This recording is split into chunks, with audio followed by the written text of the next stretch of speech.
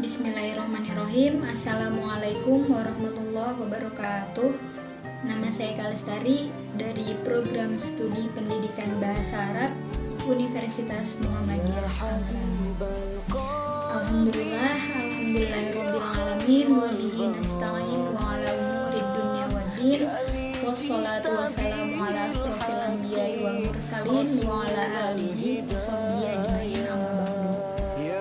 Semoga kita semua selalu dalam perlindungan Allah dan selalu diberkahi dalam setiap langkah kita.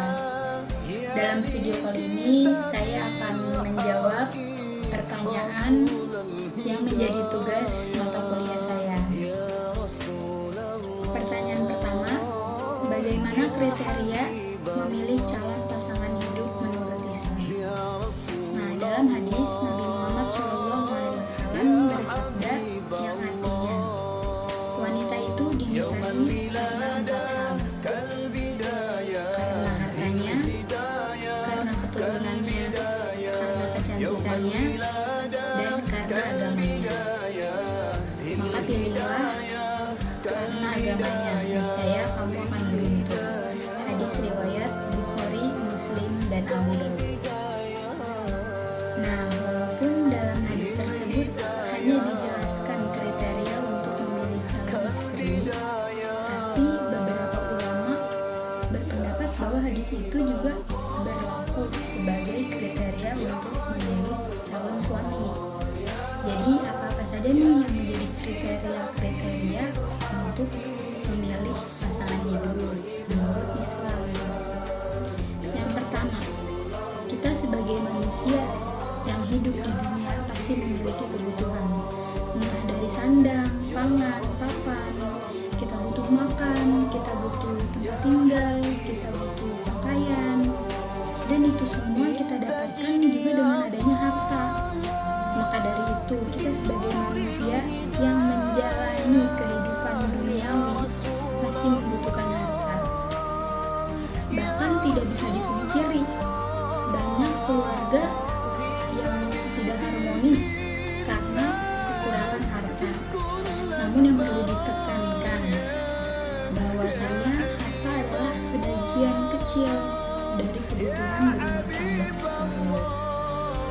Yang kedua, memilih pasangan berdasarkan keturunannya, karena mau bagaimanapun juga lelaki yang menjadi calon inilah yang akan menjadi ayah dari anak-anak kita, atau wanita yang menjadi calon inilah yang akan menjadi ibu dari anak-anak kita kelak.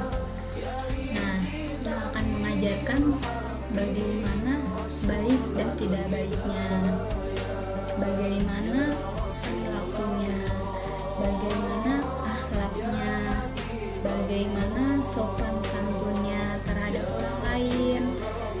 Lantas dari situlah keturunan yang baik akan menghasilkan keturunan yang baik pula untuk seterusnya. Yang ketiga, melihat pada kecantikan atau ketampanannya. Nah, hal ini menjadi suatu kebolehan bagi seseorang untuk memilih pasangan hidupnya berdasarkan kecantikan atau ketampanannya. Karena dalam hadis lain juga Nabi menganjurkan bahwasannya untuk memilih pasangan yang membuat hati tentram saat dipandang. Jadi tidak apa-apa jika memilih pasangan dilihat dari ketampanan atau kecantikannya, karena Nabi pun menganjurkannya. Yang keempat, melihat pada agamanya.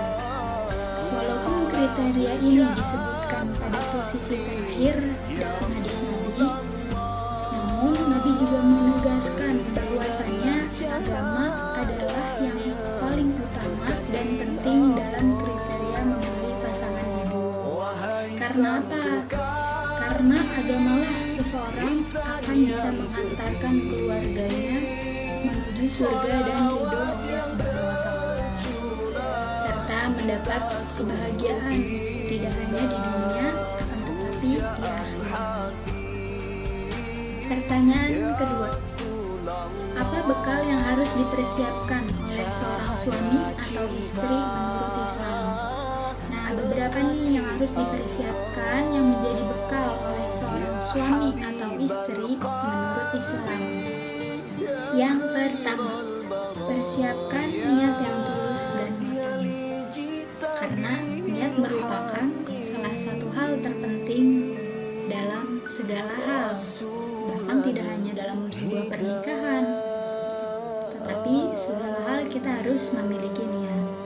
Nah, niat menjadi poin pertama yang ada dalam pernikahan, karena niat yang tulus dan matang akan melahirkan sebuah visi misi dalam rumah tangga, yang artinya ketika kita menikah kelak akan dibawa kemana arah rumah tangga bersama pasangan kita. Maka dari itu, niat yang tulus dan matang itu menjadi poin pertama dalam sebuah rumah tangga. Poin kedua, melakukan ta'aruf. Ta'aruf dapat diartikan mengenalkan, mengenal baik maupun berkenalan dengan orang lain. Ta'aruf merupakan interaksi antara dua orang atau lebih yang memiliki maksud dan tujuan tertentu. Nah, ta'aruf ini merupakan poin dalam mempersiapkan atau yang perlu dipersiapkan oleh seorang suami atau istri sebelum menjalin rumah tangga. Poin ketiga, memperbaiki akhlak dan mengamalkan sunnah.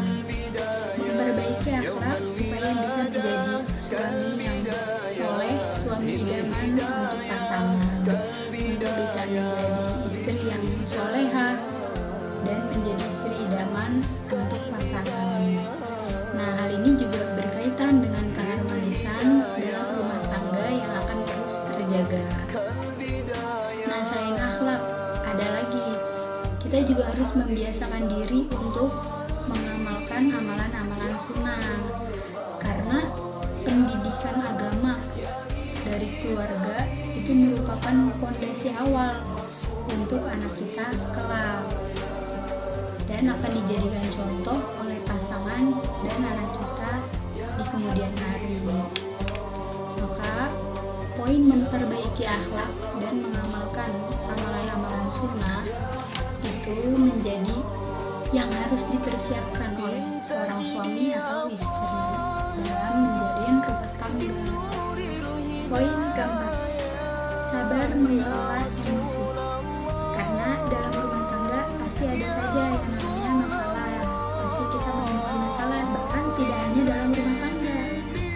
Oleh karena itu, alangkah baiknya dari sekarang kita bisa sabar, berlatih kesabaran untuk mengelola emosi.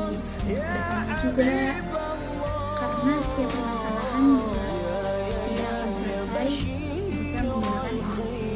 Oleh karena itu kita harus sabar mengelola emosi, karena jika dengan pikiran dan lapang dada, hati yang tulus, hati yang legowo, suatu masalah itu akan lebih terang dicari jalan keluarnya.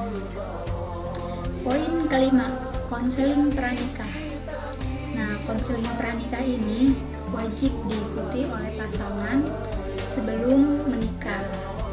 Hal ini penting karena apa? Karena di saat konseling ini kita akan mendapatkan banyak bekal dan pengetahuan yang terkait dengan urusan pernikahan dan rumah tangga. Maka dari itu, konseling pranikah juga harus dipersiapkan oleh suami atau istri sebelum menikah. Pertanyaan ketiga, bagaimana cara memelihara kelangsungan rumah tangga menurut Islam dengan harmonisnya sebuah rumah tangga? Pertanyaannya, bagaimana nih cara menjadi rumah tangga yang harmonis? Bagaimana nih cara agar rumah tangga menjadi harmonis menurut Islam? Menurut Islam, rumah tangga yang harmonis adalah rumah tangga yang sakinah, mawaddah, warohmah, rumah tangga yang damai, yang di dalamnya penuh ketentraman, penuh cinta, penuh sayang, dan saling mengasihi satu sama lain. Nah, apakah ada tips untuk membangun rumah tangga atau keluarga yang harmonis menurut Islam? Tentu ada. Islam menganjurkan, bukan sekedar menganjurkan, tapi ada solusinya, ada caranya. Pun Islam melarang, bukan sekedar melarang, tetapi ada hikmahnya. Begitupun dalam harmonisnya rumah tangga. Nah, lanjut ke tips membangun keluarga yang harmonis menurut Islam. Yang pertama, memperkuat hubungan dengan Allah Subhanahu wa Ta'ala. Jadi, jangan pernah kita melupakan Allah di setiap langkah kecil kita. Begitupun dalam rumah tangga. Harusnya kita selalu berharap kepada Allah, bukan kepada manusia. Kita meminta kepada Allah, minta dijadikan rumah tangga yang sakinah, mawaddah, warohmah, minta dijadikan keluarga yang harmonis. Karena hubungan yang baik dengan Allah itu akan mempengaruhi hubungan yang baik pula kepada keluarga. Yang kedua, saling menjaga ibadah. Karena tidak akan terwujudnya keluarga yang sakinah, mawaddah, warohmah tanpa adanya pasangan yang saling mengingatkan, saling menjaga ibadahnya satu sama lain dengan baik. Dan pasangan suami atau istri yang taat kepada Allah, beribadah kepada Allah, berada di jalan Allah, saling mengingatkan dalam hal kebaikan, saling mengingatkan dalam kewajiban kepada Allah, maka ialah pasangan yang meraih kebahagiaan daripada Allah Subhanahu wa Ta'ala. Yang ketiga, saling mencurahkan perhatian. Jadi nggak salah walaupun sudah berumah tangga tapi masih saling perhatian. Karena walau sekedar perhatian kecil itu bisa membuat pasangan senang. Nah, dari situlah dapat menumbuhkan rumah tangga yang semakin harmonis. Yang keempat, menghabiskan waktu berkualitas dengan keluarga. Nah, ini juga penting karena di tengah kesibukan masing-masing dalam keluarga seperti ayah mencari nafkah, ibu mengurus rumah tangga, mengurus anak, anak yang sekolah, belajar untuk menggapai cita-cita, itu pasti memiliki titik di mana kita lelah dalam kesibukan kita masing-masing. Maka dari itu dibutuhkanlah waktu yang berkualitas bersama keluarga. Seperti contohnya apa? Ya, kita bisa seperti rekreasi bersama keluarga, atau jika di masa pandemi seperti ini kita mungkin tidak rekreasi tapi bisa berolahraga bersama keluarga, saling bercerita satu sama lain. Kita bisa ya seperti itu, karena dengan melakukan aktivitas yang seperti itu, yang menyenangkan itulah yang akan menumbuhkan rasa cinta di tengah keluarga. Maka dari situlah pentingnya menghabiskan waktu yang berkualitas dengan keluarga. Yang kelima, bersyukur kepada Allah Subhanahu wa Ta'ala. Bersyukur kepada Allah itu sangat penting karena itu merupakan salah satu fondasi untuk memiliki rumah tangga atau memiliki keluarga yang harmonis. Nah, dengan bersyukur ini suami akan membuat istrinya berada di jalan Allah. Begitupun sebaliknya. Dan ada beberapa lagi tips untuk membangun keluarga yang harmonis menurut Islam, seperti bersabar satu sama lain atas sikap, sifat, dan kebiasaan yang baru kita tahu dari pasangan kita. Kemudian saling memaafkan, karena kita manusia yang pasti berbuat salah, pernah berbuat salah. Kita alangkah baiknya untuk saling memaafkan, apalagi dalam rumah tangga, apalagi dalam keluarga. Kemudian ada tidak mudah marah, karena setiap permasalahan bisa untuk diselesaikan dengan cara tidak marah, dengan cara damai, dengan cara adem. Pertanyaan yang keempat, bagaimana peran orang tua dalam mendidik anak menurut Islam? Tentu saja peran orang tua sangat penting dalam mendidik anak, apalagi seorang ibu, karena al-um madrasatul aula untuk anaknya. Dan menjadi orang tua yang baik menurut Islam tentunya melaksanakan ajaran Allah Subhanahu wa Ta'ala dan Rasulnya dalam setiap penerapan pola pengasuhan serta pendidikan anak di rumah, menjadikan Al-Quran dan hadis sebagai landasan dalam rumah kepada anak-anak. Nah, orang tua juga bertugas menjadi pembimbing dan teladan bagi anak dalam menaati ajaran Allah Subhanahu wa Ta'ala dan Rasulnya. Begitupun orang tua yang memiliki peran yang sangat penting dalam membentuk moral kepribadian anak tersebut. Maka dari itu banyak yang harus dipersiapkan dari sebelum maupun sesudah menikah. Alhamdulillahirrabbilalamin, telah selesai pertanyaannya. Semoga jawaban dari saya bermanfaat bagi kita semua dan setidaknya sedikit menambah pengetahuan dan ilmu bagi kita. Kurang lebihnya saya mohon maaf apabila banyak kekeliruan dan salah kata. Billahi fisabilil haq fastabiqul khairat. Wassalamualaikum warahmatullahi wabarakatuh.